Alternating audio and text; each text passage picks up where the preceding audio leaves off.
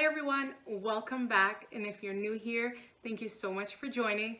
I'm Lara, and as your coach, I want to help you build your career and get you that job you've always wanted. Go ahead and click that subscribe button so you don't miss out on new videos each week where I give you my expert advice on how to make that positive change all on my channel.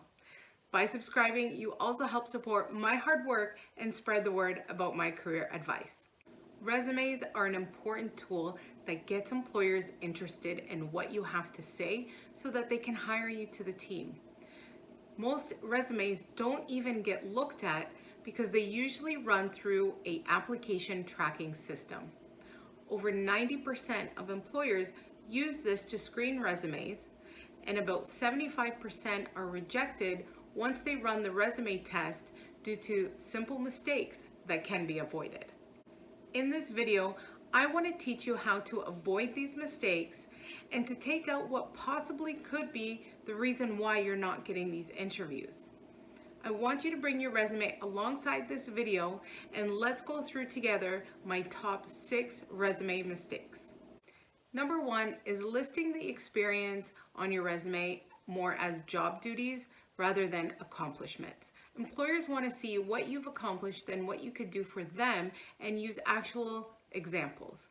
For example, if you said that you reviewed documents and sent it out to the team, well, I'm sure you've done more than that. So maybe you analyzed communication and that you provided feedback and that you made sure that the information was clear and concise. Go through more detail as to what you did and how it was beneficial to the department. Number 2 is mistakes, so spelling and grammatical errors. Now the expectation is that you go through your resume at least a dozen times. So if there is still errors on there, it shows that you're not committed to the process, your attention to detail is not there, and you're not being thorough enough. What I recommend is just having another set of eyes on your resume. Have them review it because you don't want to be disqualified based on that small, tiny error of spelling something incorrectly. Number 3 is having personal information about yourself on your resume.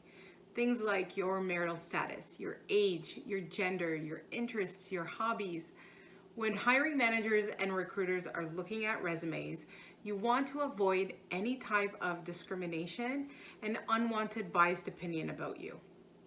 Number 4 is having a photo of yourself or possibly a photo of you and your family. Your resume is about your accomplishments, about the skills that you have and what you can do to benefit the company that you're applying for. I know that there's templates out there that say go ahead and put your photo on your resume, but as a professional expert, I can tell you that's not the way to go. Your resume is about the value you can bring and the skills that you have to the company.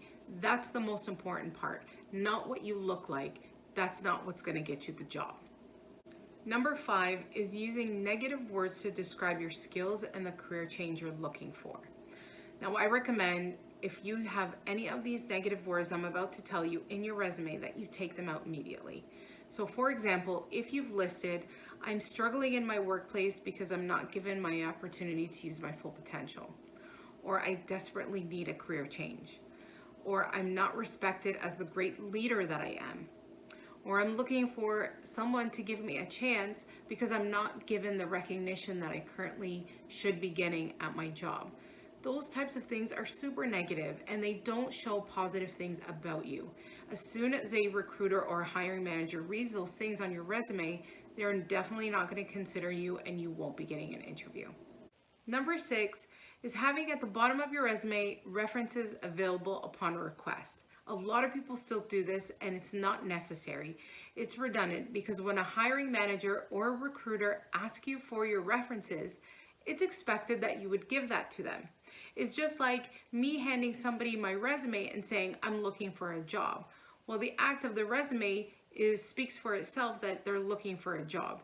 Just like your references, the act of applying means that you would be willing to give your references if you're asked. That's part of the process.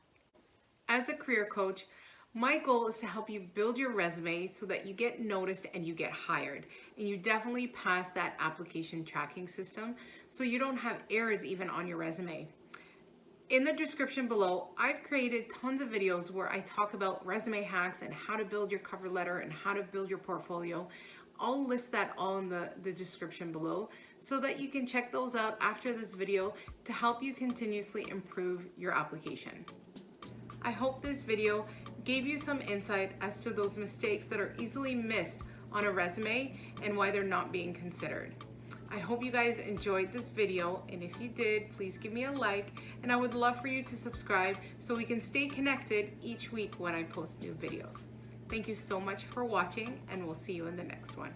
Thanks.